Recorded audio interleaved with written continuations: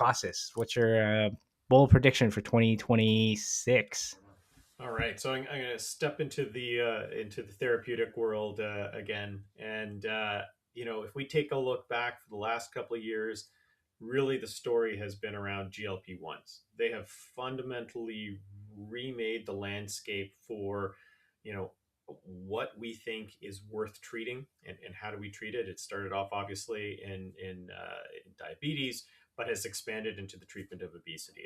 And you can't look anywhere or talk to any one of your friends without, I mean, honestly, I was standing in line to get my car back for after some repairs, and like the guy in front of me was talking about how he goes out to dinners now and he can't eat anything. He takes the whole thing home because it's just, he's on, I can't remember which one he was on, but he was just talking about how, he's like, it's terrible, I'm eating it for the next 3 days.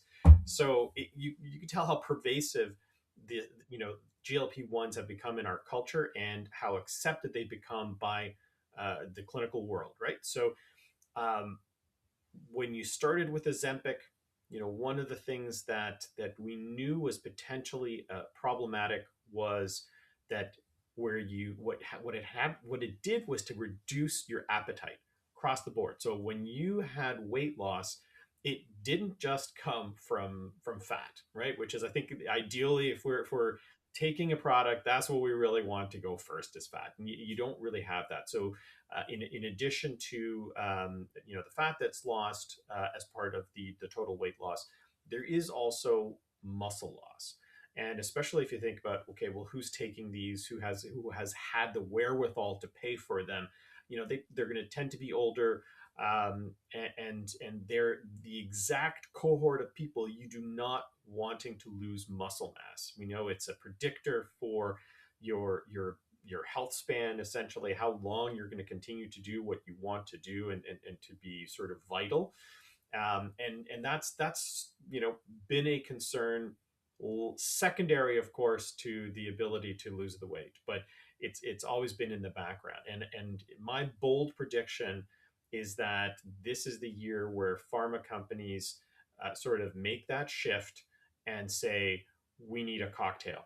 Kind of, if we go back to the good old days of whether it was treating, something like HIV, or treating, other disorders where a single mechanism just didn't do enough or didn't make enough sense.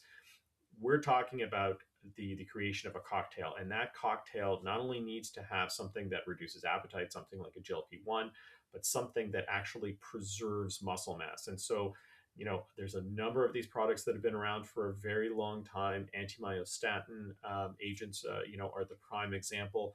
And there are products right now coming through the pipeline, and you can see companies are continuing to onto their next generation, second or third generation in some cases, of GLP-1s.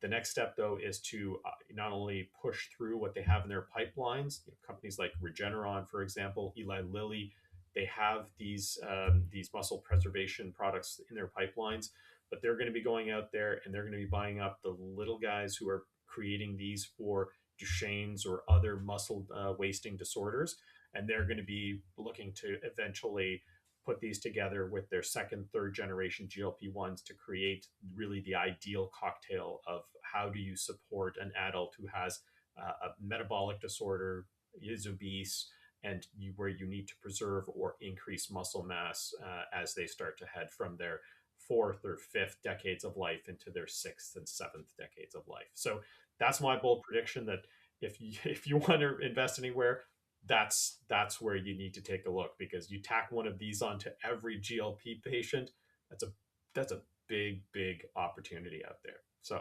that's I'll stop there.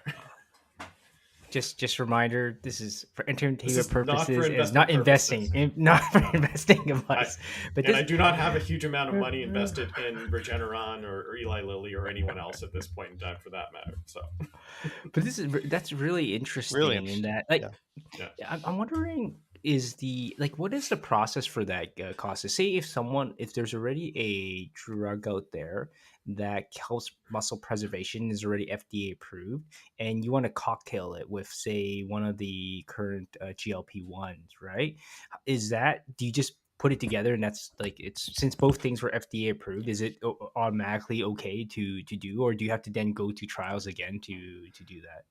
So you know what? I think the first wave is going to be similar to how GLP-1s, how like Ozempic basically was utilized, where it's off-label, right? I mean, nobody likes to hear that, but like I'm going to break the news to everyone. The first wave are going to be they're going to be indicated for something like Duchenne's, and they're just going to be used off-label by clinicians. So that's what's going to happen.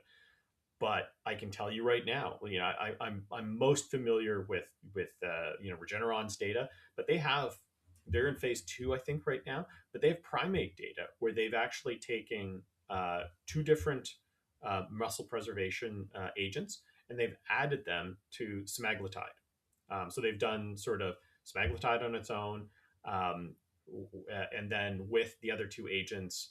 Um, so you can actually see what the incremental effect to the metabolic profile, or the makeup of the different components of weight for those primates is over the period. So eventually, you are going to see the the hypothesis sort of demonstrated that adding these has this result, and therefore we think that we should have the claim, so the indication for this combination.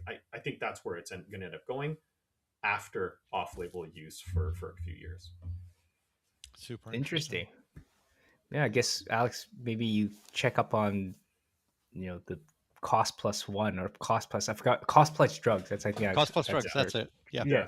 that's right. You can check up like how much does it cost to buy this off label. It's probably something ridiculously like cheap, actually, if it's just a pill, right? Yeah. Well, if you think of someone like Ozempic, I mean, it's going to be the first to go off label, and it works, right? The only downside, like I said, is it just really has no It's not selective. it does not it's not selective. It doesn't Yeah. change just what you want to change. It's a So if super you could interesting buy point. that for if you buy it for nothing, if you can buy it for $20 a month, and you have to add this now branded product that is not available there, that's not a terrible way to do it. And if you're Eli Lilly and you have the best product in both categories, you can walk out to every clinician and you say, we're the guy. Like you Hmm. need to put our product into every person. Yeah, I wonder, like, what's the regulations around doing something like, I assume like someone like an Eli Lilly, Regeneron, if it's completely off label, they just can't promote it. But is it just really just the virality of the kind of the social, the media, that then everyone's just gonna, there's just a demand pull that they just go out, Yeah. people just do it themselves, as opposed to being prescribed by a physician, or even like the big pharma is promoting Well, it. in So the U.S., I'm not sure if there's a parallel in Canada right now, but the direct to consumer thing is very powerful. So Hims and Yes. Hers is this company with, I think, 2.4 million like email addresses. I don't know how many subscribers they have, and they focus most recently on the GLPT1s, right? And they have a teledoc. You call Yeah. up. You don't have to get your own doctor. You call up and they route you. I don't even know if you need to talk to them. I really don't know if you fill out a form or whatever. But that's been a real interesting short circuit here, right? The US, as you well know, has long been one of the only countries, for some reason, in addition to New Zealand, that can do consumer marketing television ads for drugs. So that's happened, but you still had to go to your doctor and bug your doctor to give you the drug. Now you go to the website, you say, oh, look, they offer this, and they'll have some system for getting a doctor's opinion on you, and the drug comes in the mail. So yeah, the direct to consumer thing is clearly a very, very powerful model. Yeah, and I hate yeah, to say it, but every bro in the gym is going to be using these agents. Like let's be honest. Like there's the market for people who have metabolic disorders, and you really want to treat them because the benefit risk for them. I mean, if you think of how many secondary or long term just outcomes are linked to your metabolic status, your weight, your fat content, there's a great benefit risk story there for treating those patients, Yeah. but it's going to be well beyond that if these bear out what they can actually provide. with a good safety profile. And I will give that proviso. I mean, if you got serious side effects, that will change the equation. But if they don't really have any serious consequences, it will replicate what Ozempic did and create a complete new market, or at least piggyback onto the GLP-1 market for sure. Yeah.